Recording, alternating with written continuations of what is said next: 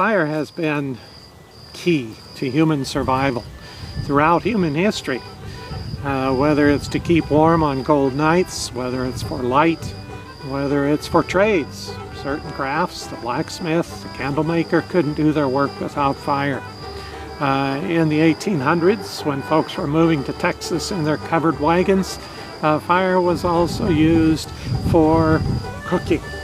The music that you hear in the background is a song performed by Buttermilk Junction. This song is called "Shove That Pig's Foot a Little Further Into the Fire." You didn't want to eat an undercooked raw pig's foot. So for those folks moving to Texas in the 1840s and the 1850s, what those folks probably would have used to start their fires would have been flint and steel. Flint is a very hard, very sharp piece of rock. This rock is commonly found throughout many parts of the country, including here in Texas. And flint would be used to get sparks off of steel. Steel also common. Steel had been in use for hundreds of years by the time Texas became settled. What makes flint interesting is when you hit it against the steel, the flint is actually harder than the steel is, so that when you hit the two together, the flint is actually shaving off, cutting off parts of that steel.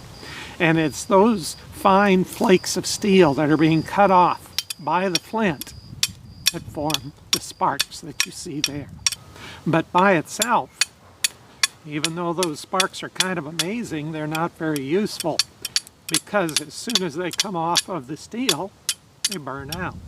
So you need to find a way to keep that flint, that steel, those sparks, for burning after they fall off of the file.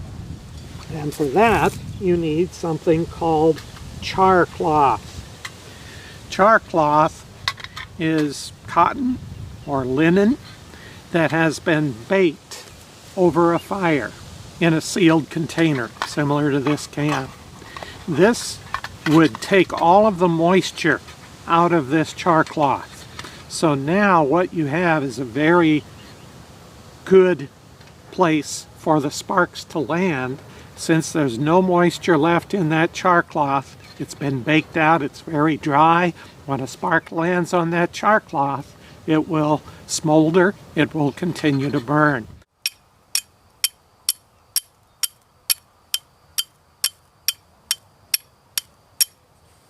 What we found now is we've got a little piece of spark that has landed right there. You can see it starting to burn, and you would wrap around the char cloth something called tinder. And tinder could be made out of several things. This tinder here was made out of a rope. So you wrap it around so that it looks like a bird's nest. You blow on it.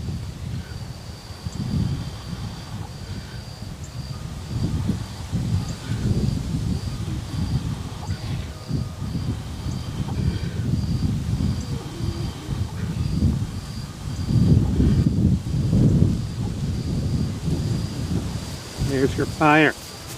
Now you can bring that fire down, start the leaves, and you've got the fire so you can have a nice hot pot of coffee. You can have some good cooked pig's feet for your fire, and if it's a cold morning, you'll be able to warm up around your fire that you made using flint and steel.